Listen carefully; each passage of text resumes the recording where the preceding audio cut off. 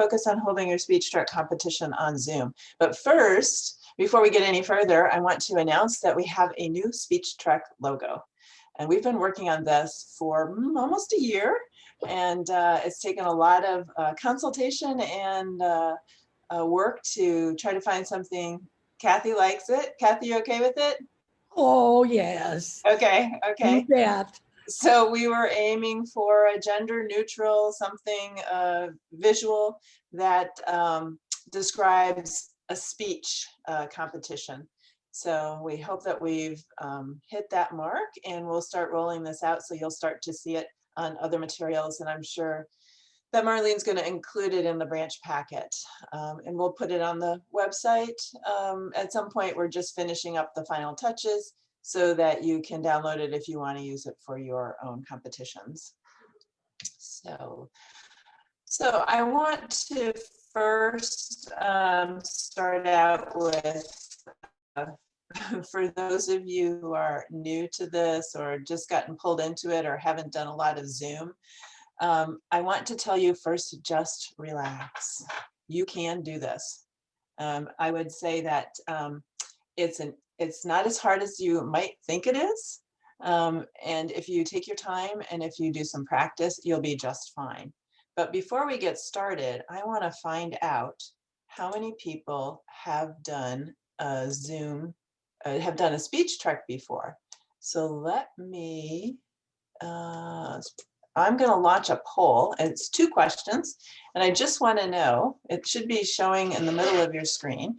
And if you can tell me if this is your first speech truck contest or if you've been involved in the past, that'll give me a sense of, and Marlene too, a sense of how many people have experience. So we're almost there. We've got 84% of people polling. Got 2 more people, 1 more person. We can do it. It might be me or Randa. So I'm going to stop the poll. So it's very interesting. I'm going to share the results. Half and half. So half of you have done a speech truck competition and half of you haven't. So for those of you who've done it before, this is going to be very similar to your other speech competition. It's just the technology that's going to be different. All of the other rules are pretty much the same. We'll call out a couple of differences. And if it's your first speech truck competition, I want to share with you that there is also, let me stop this. There is also on our website, let's see if this will work. On our website there, Marlene already did a speech truck webinar. Can you see that? This is on our website. And it's under 2021 webinars up here. If you go up here, there's a list of webinars. The ones that are coming up are on the top of the list, and the ones that have already passed are on the bottom. And if you go to the Speech Truck 101, there's a recording and a presentation. So if you haven't done it before, you might want to start there if you were not able to attend the session. So again, if you go to webinars up here and then scroll down, these are the upcoming ones, and register here for the upcoming ones. And if they've already passed, they'll be at the bottom. These are past webinars, and there are lots of options down here. And one of them is Speech Truck. The other one that might interest you is Zoom. So I've got some basic information about how to use Zoom there as well. So let me see if I can get back to my presentation. All right, here we go. Okay, so I also want to know how much Zoom experience you have. Okay, so I'm going to do another quick little poll because I love polls. Let's see, Zoom use. All right, so here we go. So just quickly tell me if you're really a newbie and you've not hosted a meeting with Zoom before, or if you have had a little bit of experience, just let me know how much experience you've had.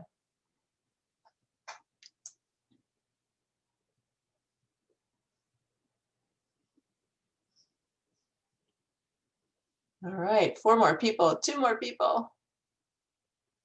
1 more person, come on. Somebody fell asleep.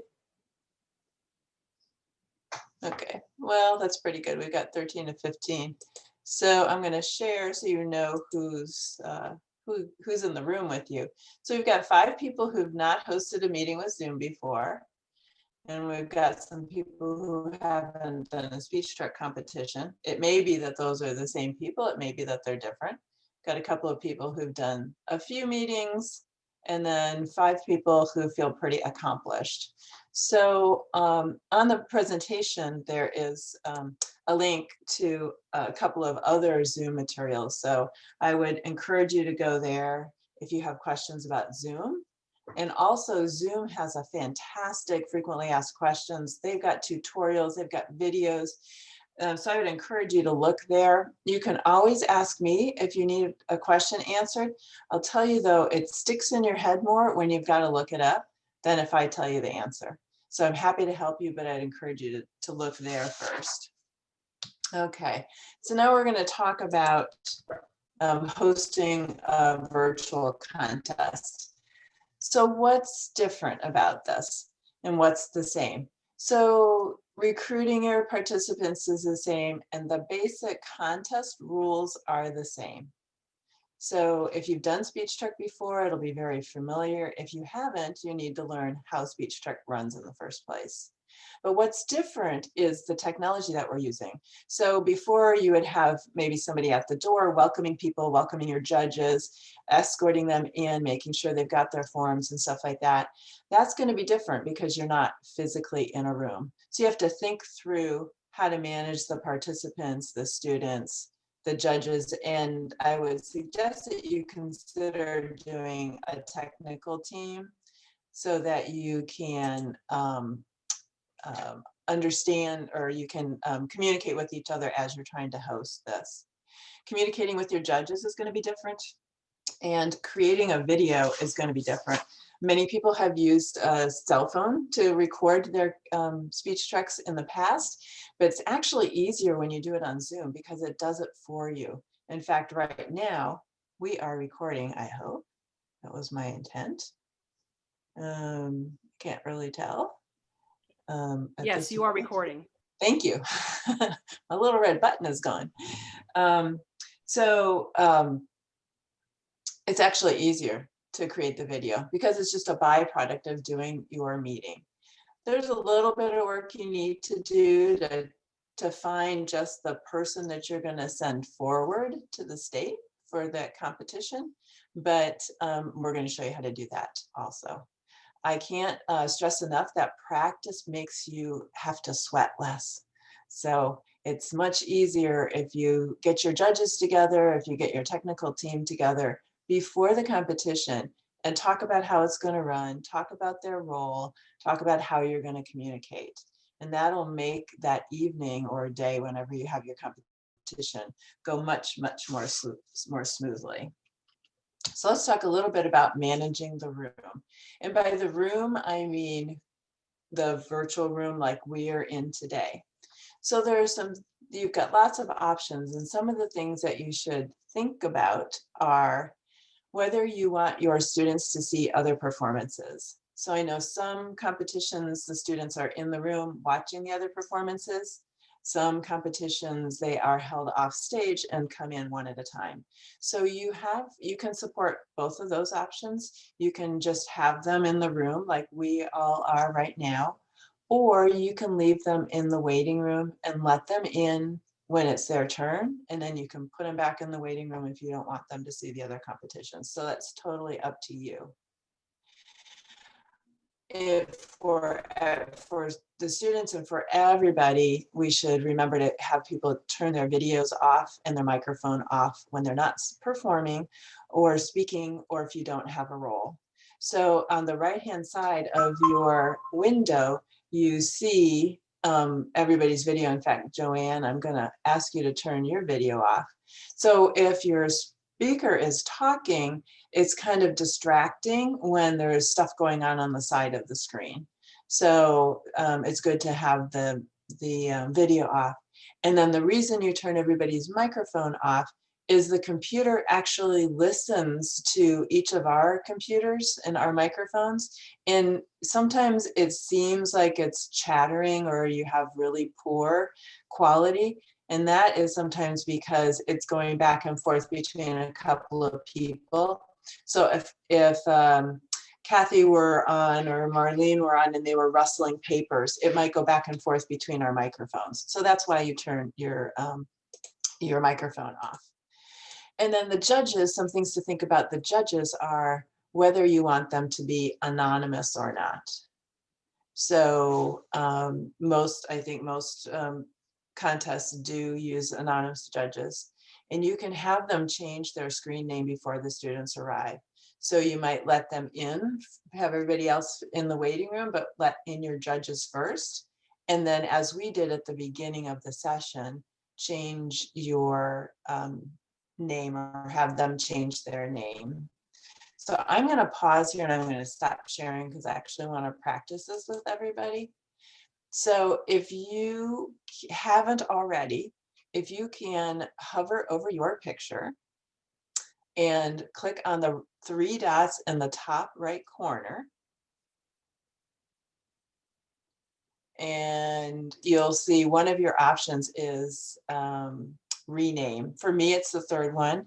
And I'm on a computer, and I would encourage you, if you're hosting, that you should be on a computer and not try to do this on your phone, because you have a lot more bells and whistles. So if you go to rename and then just rename yourself. And if you're having problems with that, either send something in the chat and Randa can help you. I should have introduced Randa Blanding is working with me today, and she is helping manage the room. And you might recognize her name because she is our board-to-board editor. So if anybody's having problem, put their something in the chat. Otherwise, I'm going to continue on. Okay. All right, so let's go back to this here. So the other thing you might consider doing is having a technical team. And because everybody's role is going to be slightly different. So you're going to still need a timekeeper. And that timekeeper probably needs to would keep their video on and mute their audio and use your phone to time. We've had a couple of discussions about whether it's better to take your cell phone and hold it up to your camera and do the timing, but that seems really distracting.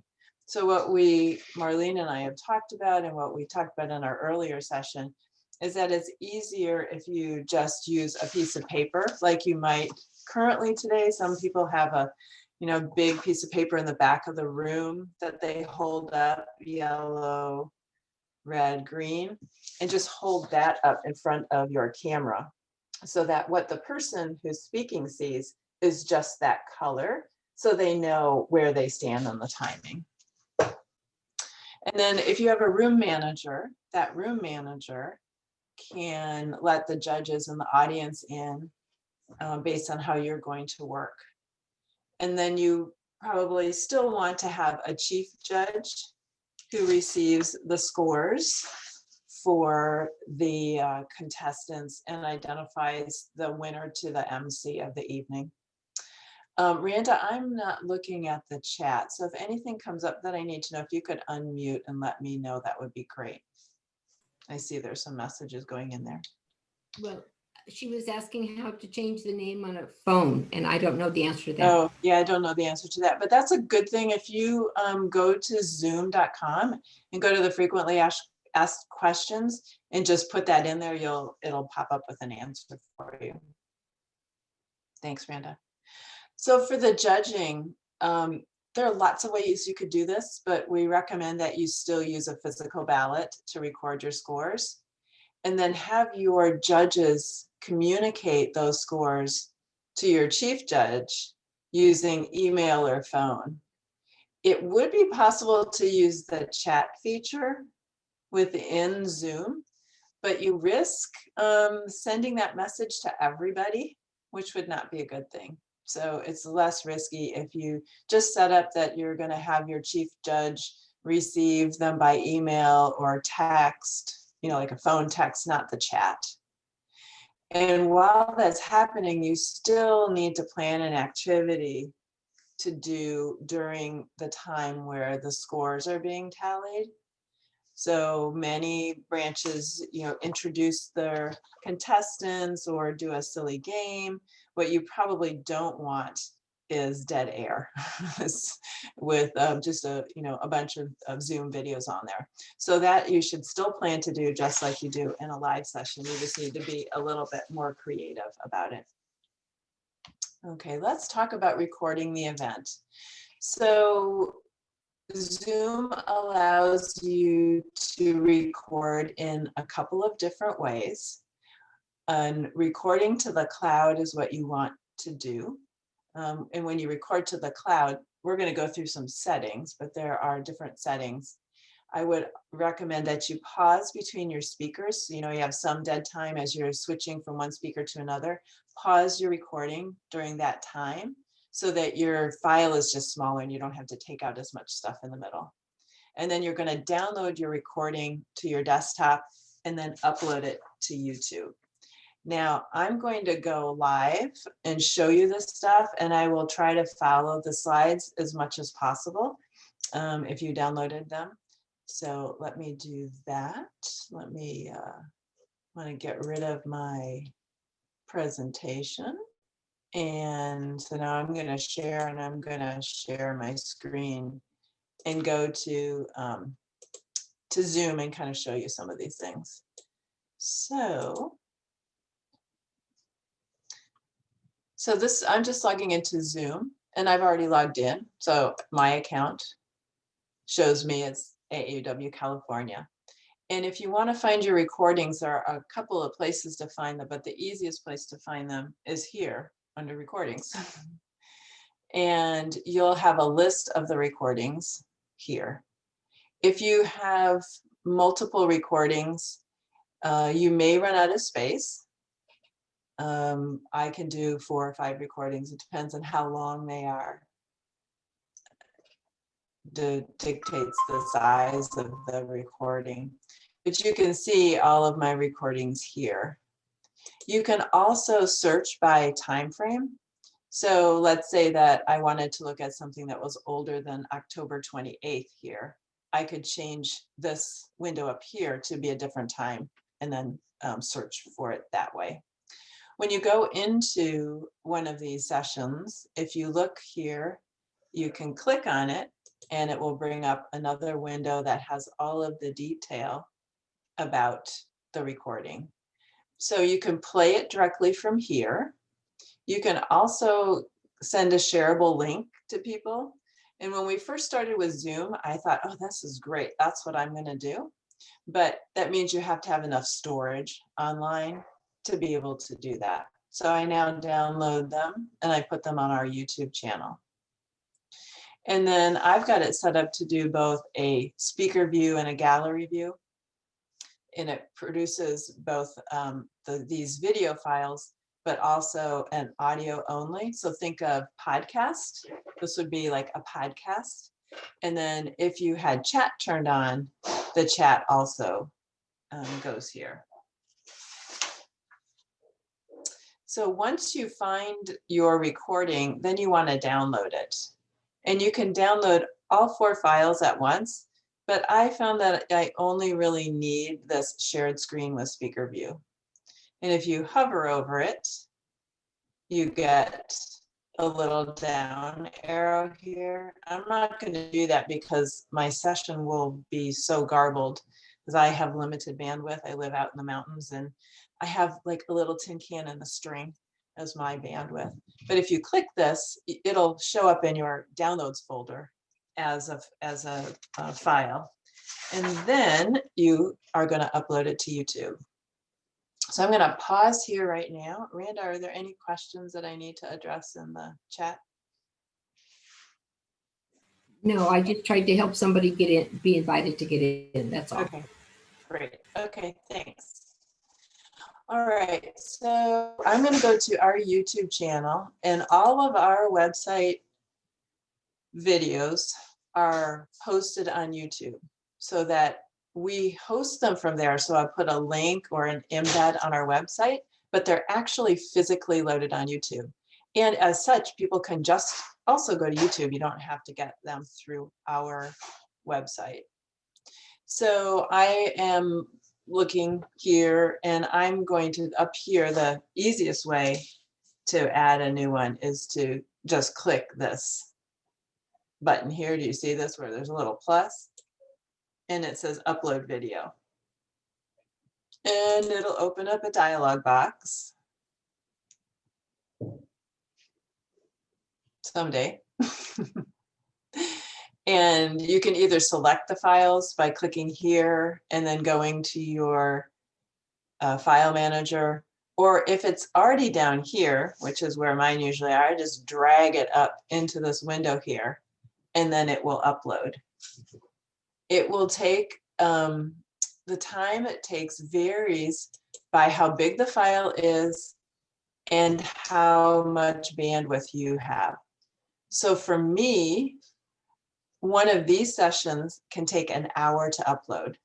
You can do other things, but the more things you have running on your computer, the slower it will be, or on your network, the slower it will be. So I do mine at night because the rest of my family would like to use the internet while I'm, doing this stuff. So that's as easy as it is to upload the video. But then once you have the video uploaded, you want to probably process it a little bit. And right now I want everybody to take a deep breath because we're going to get into a little bit more technical, and I don't want your heads to explode. We are going to do another session. Marlene and I talked about doing a session in February on just the YouTube part. So as you're getting closer to your competition, or maybe your competition has already happened, we'll have a session on uploading your video and then trimming your video so that you can send us the right information. But I'm going to share that with you right now so that you can see what it looks like. And in the presentation, there is a link for a fantastic YouTube video on how to do this. So I'm going to choose one of my videos here, and I'm going to say details or edit. And here's my video. So once I've uploaded it, you usually have to put a description in. I usually put, for hours, a picture of what the presentation is, so that you don't just start with some random person's face on the front of it. And you can do that by just pulling up a thumbnail. You can just put a picture in here. So if I wanted to change this picture, which I don't want to do, but I'm going to show you, I have the SpeechTrek logo down here. I'm just going to drag it up from my file manager into here, and it shows. This is a weird image, so don't worry about that. But that is how easy it is. And then you would say save. So I'm going to undo those changes because I don't really want that there. Okay, now what I want to do is you're going to have a competition with 2, 5, 10 different contestants, but Marlene only wants one. She only wants one of your videos, your winning video. So that's where you have a little bit of work to do, but it's very easy. So once you're in your video, you go to the editor. So on the left-hand side, you have an editor button. And your video will open up, and there are all these little images along the bottom. And these are just different parts of your video. And you can change the scale on this by doing the plus or the minus. So if I do plus, then there are, these sections are bigger. This line here, this second line, is the audio. So you can tell that right here, there's kind of a lull. There's not much going on, and then there's more talking. So you're going to have your speakers in here. And what you're going to want to do is find your speaker and just trim out their section of the video. So you're going to hit this trim button. It's very, very simple. You hit the trim button and then you drag this to the beginning. And then you go to the end and you drag it back, the end point. So let's say that we just want to do this piece here. And we just want that. And then you guys are kind of, I've got to move you out of my way because my button's gone. And then you say preview. And what you'll see, I don't know, might be hard because of this, but you see you only have this part here. And when you play it, it's only going to play. For the girls now. It's only going to play this section in here. Okay. So let's say that this was my speaker. And then when I'm done, and that's okay, then I'm going to say save. And that's as easy as it is. And I'm not going to do that on here because the person whose video this is would not be very happy with me. So you use trim.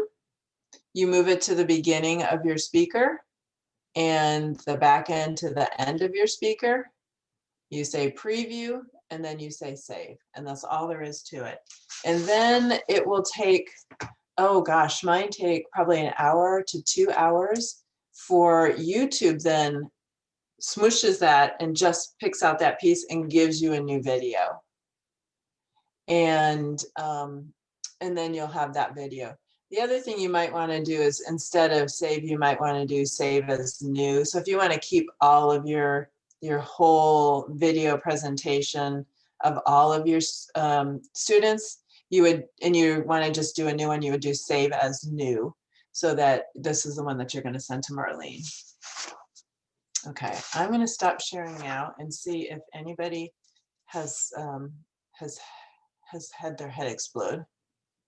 So I'm going to stop, and I think I've gone through actually almost all of the YouTube stuff, and then I'm going to go back and talk a little bit about Zoom settings. So if anybody has any questions at this point.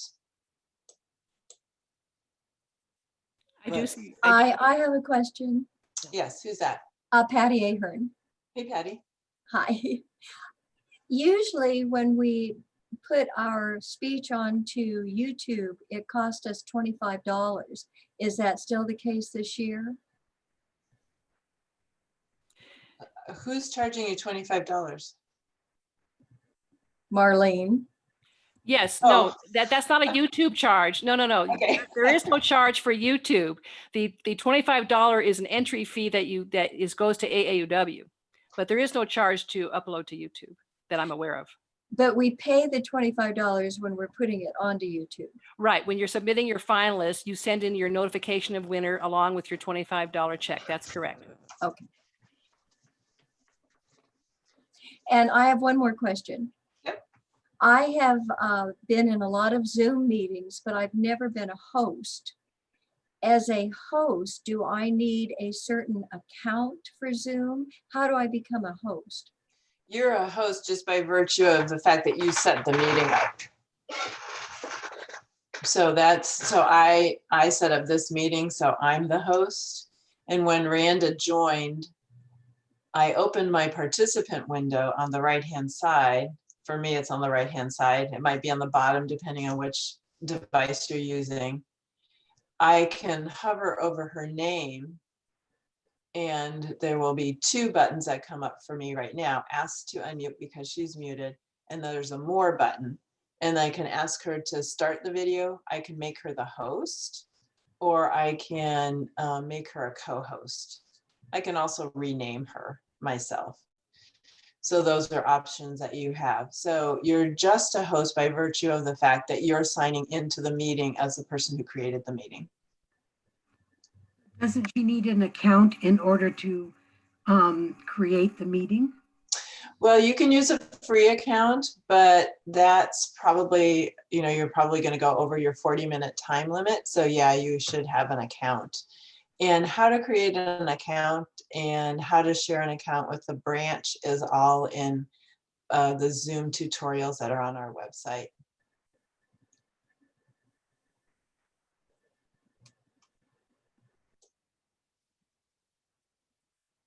Okay, any other questions? Let's see, I'm looking in the chat to see.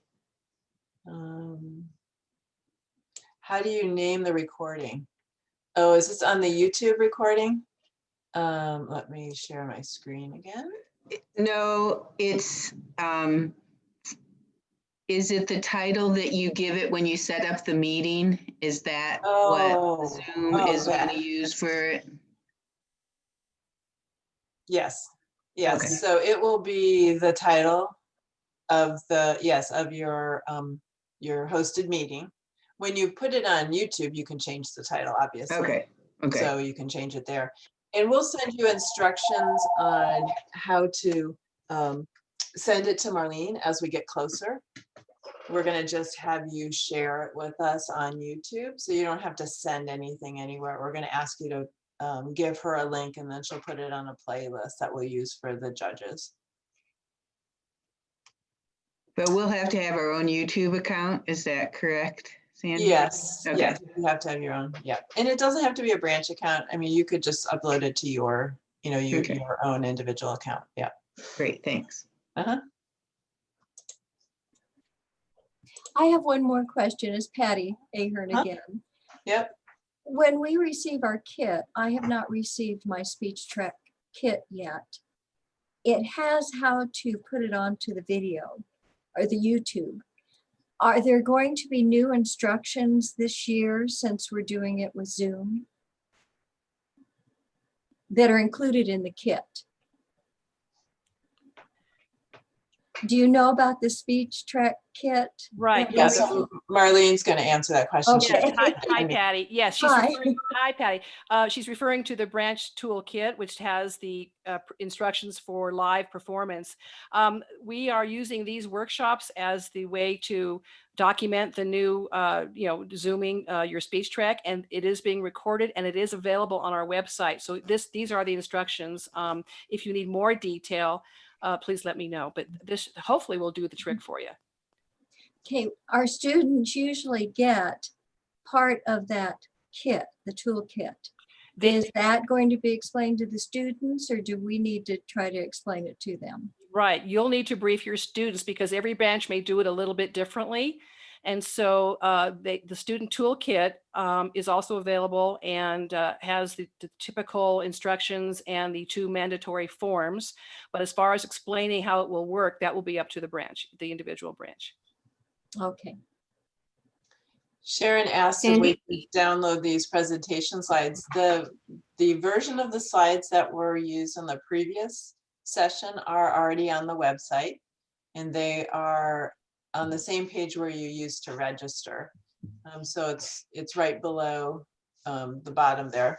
So you'll be able to see that there. I will upload this presentation because it's slightly different. I'll redo that and send that later today or tomorrow. And somebody asked how to mute all. Oh, this is my favorite. So if you open up your participant window, if you're a host, you'll see all of your participants listed. And then you have 3 buttons at the bottom. One is invite, one is mute all, and then you have 3 little dots that allow you to do other things. If you just hit the mute all, at that point, everybody gets muted.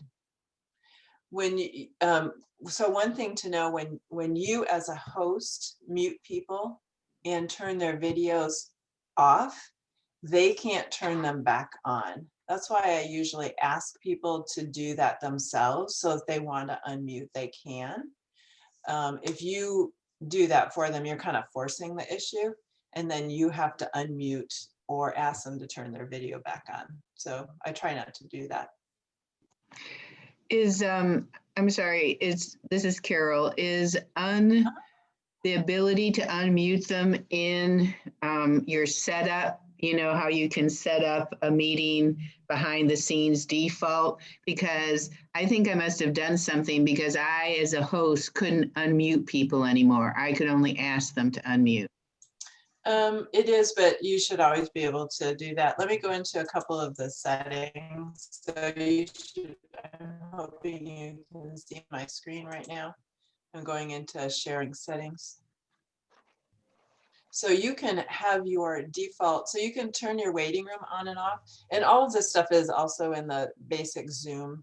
Okay, well, I can look there then, not to I just take other wanted to people's share. time.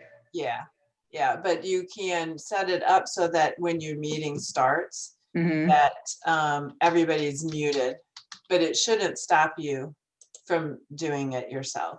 Okay, great. Thank you. Okay. I'll look it up. Okay.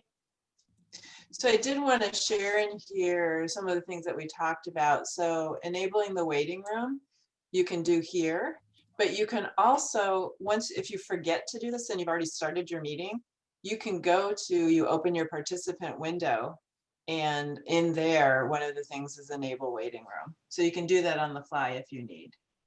The other thing I would suggest that you do is require registration, which is what we did today. Where did it go? Did I spell it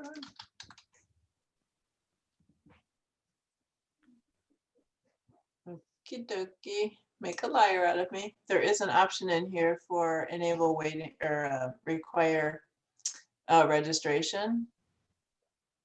I guess that is not a default. That's part of when you schedule a meeting. I'm sorry. When you schedule a meeting, which is what I'm going to show you right here, there is a button right here that says registration required. What the benefit of that is that you can then send reminders, like I sent the registration information to you again yesterday and today. So it allows you to do that. It also allows you to know who's on your meeting, who's going to come, so you know how many people to expect. And that's really helpful. Let's see, I wanted to show turn participant videos off. We talked about how to mute participants on entry. So the other thing that you might want to consider is the chat feature. So at the bottom of your screen, or my screen, I can turn the chat off for people. I recommend for this kind of a session that you might want to turn your chat off so that you don't have participants chatting with you while, you know, your viewers. And then I also always recommend that you, for one of your settings, you have that only the host can share your screen. And that's because if you have anybody, I haven't heard a lot of cases, but at the beginning of the pandemic, there was a lot of discussion about Zoom bombing, where people were making their information more public. And so they were sharing links broadly, and people would come in and then take over and share their screen and share inappropriate information. So you can turn that off so that only the hosts can share the screen. So screen sharing here, allow hosts and participants to share their screen. I turn mine on to host only. You can always allow people to share in the session, but I, as a default, set that up that way. Okay, and then I wanted to talk about recording options. So if we go to recordings, let me go to the top. So there's a whole section at the top of your settings that's for recording. And so I have cloud recording turned on. And the reason I do that is the speaker view only works in cloud recording. So when I'm sharing my presentation, if I do it locally, it doesn't share the picture of who's talking. So it may not be an issue when you do your speech competitions, but it's definitely an issue when I'm putting together a presentation like this, where I want whoever's talking to be seen. So I use the shared screen and I do the gallery view, the active speaker and the gallery view. And I record an audio only file just because at some point I think maybe I'll use it. I don't think you need to. I do save the chat messages. So if you've got that turned on, it doesn't really matter, but this allows me to go and look at the messages after. And I don't put a timestamp. I tried using the timestamp. It's very distracting, but you can put that and you can display the participants' names in the recording so that it'll show up on my picture. I found both of these to be pretty distracting. And then I don't want the panelists chat on the recording. This is more for webinars. So I don't want to see all the chatter that's going on in the room while it's happening. So those are some of the things that you might do. I don't turn an automatic recording on because it'll take up space that I don't want. And you don't have to do much with these things down here. It's more of the things at the top. So I'm going to stop right now and see what other questions we have. Let's see, we did the mute all. Can we as branch decide not to have all the students in the contest at the same time and call them in by one? I believe that's the case, Marlene, right? That you can decide whether you want to have your participants view the other contestants or not. Right. I mean, typically, of course, during a live contest, of course, you have all the contestants are there in the same room, and they typically are competing against one another. Especially this year, of course, we're going to have some modifications, and if a branch wishes to do that because it's easier for them, I have a feeling this is the branch that asked the question because they're expecting a lot of contestants, which is fantastic. So if it's easier for you to have them, one at a time, as long as your judges can view them one after the other. It's much easier for a judge to judge when they can see one contestant after another. So, and that can be done, of course, with the recording. So I think that would be fine. I hope I answered your question. So I wanted to just say how you do that. So you would leave all of your contestants in the waiting room. So you would have your waiting room going, you'd let in your contestant, announce them, have them do their competition, and then move them back to the waiting room and then bring them back in again. So that would be the best way to do that. And then do you need to have gallery view when the student is speaking because they need to see the timer? Nope. So let me take that back. If they're in speaker view, so everybody controls their own view, right? So this is something you might want to practice with your participants, is what's the best view for them. So in the gallery view like this, I see everybody and I could see the timer, I could see somebody else's picture there. If I'm in speaker view, I see myself or whoever is speaking, and I see small videos at the top or the side of my screen, depending on the kind of device that you're using. Those with the video on will demonstrate first. So they'll be at the top of the list. So even if they're in speaker view, where they're seeing themselves as the big person in the middle, they should be able to see your timer up on the top or on the side as the first video, because hopefully they're the only one with the video on. I hope that answers your question. Okay. So any other questions? And you guys can turn your videos and and unmute if you want to chat, if there are other questions that you want to ask.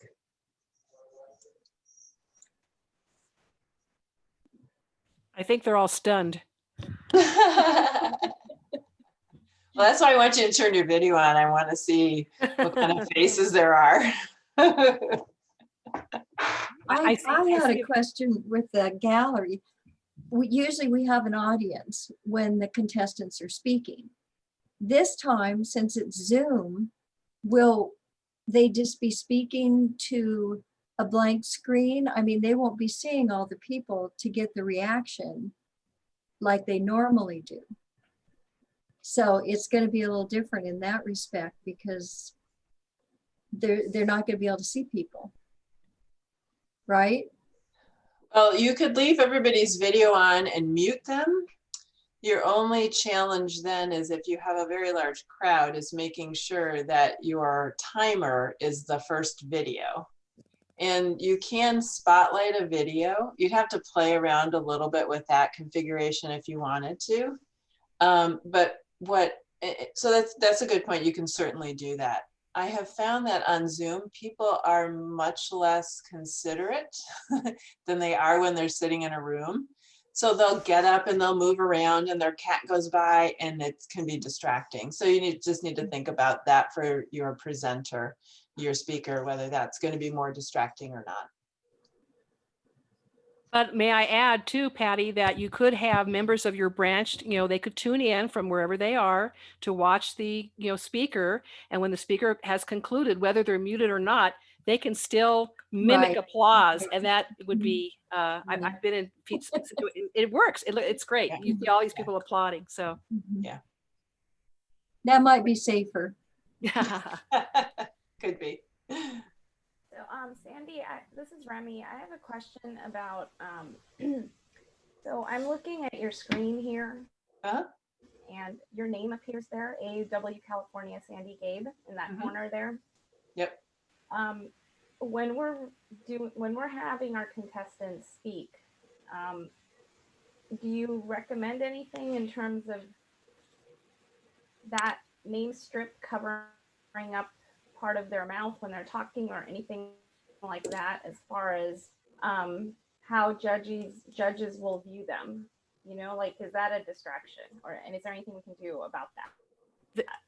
May I jump in, Sandy? There's a couple of Yep, things you can do, absolutely. Remy. Great question. One is Sandy can adjust her camera. Okay. Number one. Number two, if you right now switch her to speaker view, you will see that her name disappears. Oh, so are you saying that when we have our first contestant and that person is in speaker view, we won't see their name and their name doesn't get recorded? Yeah, well, you won't see it. I don't know if it will still be recorded.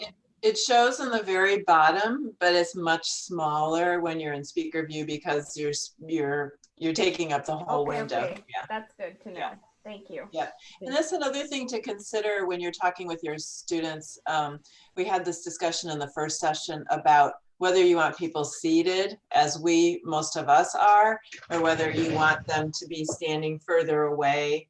The challenge of that is the quality of the microphone that they're using, because the further away you get, the less quality you have, and they may just have a cell phone. So those are some things to consider as well. Yeah, let me just add too, first may say how much I appreciate all of you being here and it's in doing this for the students, and it's just going to be great.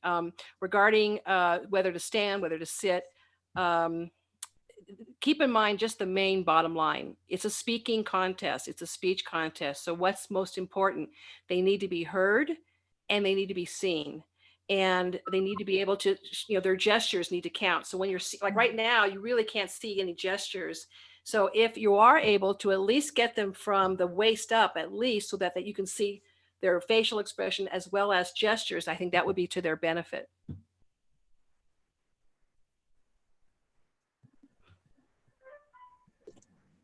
Okay.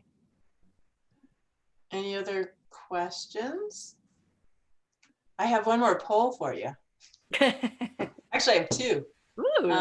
So I want to, oh, I stopped sharing. I'm sorry. Were you guys seeing that poll up there forever and ever?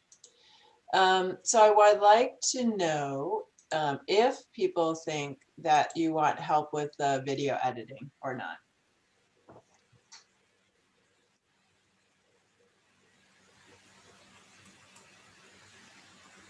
So I'm seeing quite a few yeses. Okay.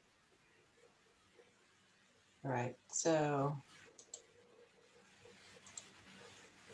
okay, Marlene. So I would say that's a yes. Okay. The other question I wanted to ask you was we were looking at a date and want to find out if you guys have Yeah. So we're looking at Monday, February 8th. And I know that's a long way away and you have no idea what you're going to be doing on Monday. You know, whether we're still going to be all sheltering in place or my goodness, we'll have everybody's gotten the vaccine and life goes on like it used to and everybody's out vacationing. But if you can just in general, what does a Monday look like for you so we can figure out the best time? You can choose more than one on this one. So if all of the times work, just click all 4 of them. And then we'll try to schedule it for a time that works for most people. And we'll be sending this out also to those who attended the last session so that we can hear from everybody. Okay, so we just have a couple more people to vote. All right. All right, so I'm going to end it. And it looks like most everybody, like 4 o'clock is a good time for most everybody. So we'll probably, unless we hear differently from the first group, we'll probably end up doing it more like 4, which I think is nice because then it's not at dinner. Okay. All right. So I'm going to say, oh, how do you take a poll? So you can create a poll ahead of time. When you go to your meeting, there is at the bottom, you'll have email settings, registration, polls. Oh, I guess I could show you, huh? Zoom has a really nice 3-minute video on how to do that. Do they? Yeah. Okay. So I'm going to go to, let me go to my meeting, sorry. If I go to my meeting and I look at this meeting, down at the bottom, there's registration. So this is how I know there were 25 people registered. Here are the email settings. So I changed the email today to say, you know, this is the last message you're getting. Branding lets you put in your logo and stuff. But here is poll, and you can add a poll here. So I just say add, and then you add a title, and then you have a chance to make it a single choice like I did for yes or no, or multiple choice. And then you can add multiple questions in one poll as well. So you can say, you know, what's your favorite color? What's your favorite food? What's your favorite XYZ? All in one question, or you can make them individual polls.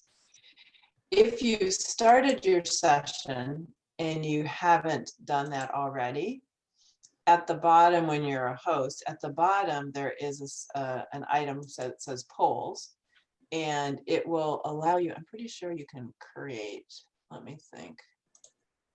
You can go into edit, but it takes you back to where you were, or where I just showed you, and it will allow you to create a poll on the fly. But that's really hard because, you know, you're trying to do that while you're still trying to have a conversation going. And I've had to do it in the past.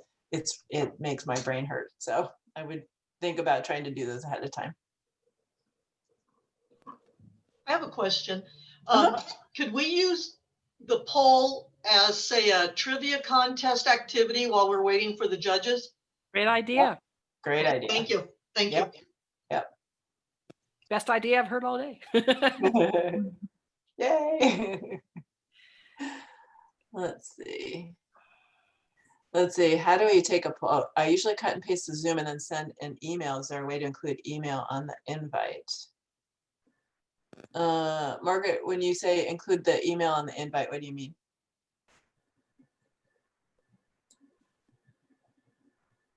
When I've done invites to Zoom meetings, Yeah. it says include, and then I put in email addresses, but for some reason, it doesn't send it to them. So I end up having to cut the link and then go into my email address and then paste it and then to put all the participants. Yep. So that's what you have to do. If you are using Zoom as a company and all of your employees are on your Zoom email address list, then you can add them. But you're all using just a Zoom with only one person or two people accounts. So you have to do that, copy the invitation or copy the link piece Oh, and send it out okay. using your regular email. Yeah, I see. Okay, well, I just wondered if there you're was doing a, it right. yeah, okay, good. Thank you. You're welcome. All right, is everybody ready to do this? Hey, listen, I want to thank Sandy for putting this together and helping everybody out. This is the second time she's done this, so we can all applaud her. Thank you so much. Wonderful welcome. information. And I want to thank each and one of you. I can't tell you how proud I am. You are women. You are strong. Not a pandemic, not an earthquake, not fires. Nothing stops you. And I really am proud and cannot wait to see all your contest results. So, you know, hang in there. Do a great job. I know you will. And you know how to get me if you need me. Just And me. email me Mhm. and Marlene too. Mhm. And thanks, Randa, for helping me with the chat and managing stuff in the background. Thank you. Any last words? Oh, I have one thing. Oh, We have upcoming webinars. I'm supposed to do that. Hang on. and then Kathleen has a question. Okay, all right. So let me just go to my last slide. I'm just going to put it here. So on January 11th, we have Title IX, Breaking Down Barriers 2020. So this is going to be hosted by Alicia Hetman and several other individuals. On January 27th, Mentoring Women for Career Advancement. This is hosted by one of our board members, looking at mentorship for students and young women. And then in February on the 24th, She Who Thrives Survives, learning what such successful branches have to teach us. And this will be hosted by Sharon Siebert, also a board member. So, you know, if you don't have anything else to do, looking for some way to spend an evening, these are great webinars, and they'll be posted as this one will be posted after the session. Yeah, Mary, yes. May I answer Mary's question? Sure. Yeah, Mary, yes, I remember I got that in your email. Yes, of course they are eligible. The question is, are children of AAUW members eligible to participate? Yes, absolutely. The contest is open to all actively enrolled high school students, boys and girls. The only prohibition is judges, AAUW members may not be judges for obvious reasons. Okay, in California, AAUW California members may not be judges, but they may be other things, timers, MCs, every other way they can help in a speech track, they can, but absolutely they may participate. Yeah, that is Kathleen, great. did you have a question?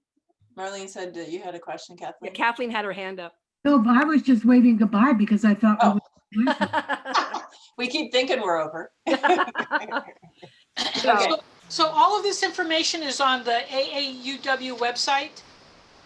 Yes, the recording will be on the website, probably not until tomorrow, because it'll take me several hours to fix it. The presentation from last time is there. I'll upload this new presentation today as well. And also Speech Track 101, which covers the basics. If it's your first time, that's a good one to look at too. I hosted that one. As well as the branch toolkit is there. The student toolkit is there, both very important. The student toolkit has 2 mandatory forms, as always, that the student must complete before they can compete. Okay, and that's https://www.aauw-ca.org. Yep. Great, thank you. You're welcome. All right. Well, everybody have a great afternoon. Be Enjoy safe. the rain. It's raining here. I'm going to enjoy the rain. We need Wow. it. Thank you very much. Very Okay. helpful. Bye. Bye. Bye, Jana. The holiday. Bye, everybody. Thank you. Bye-bye.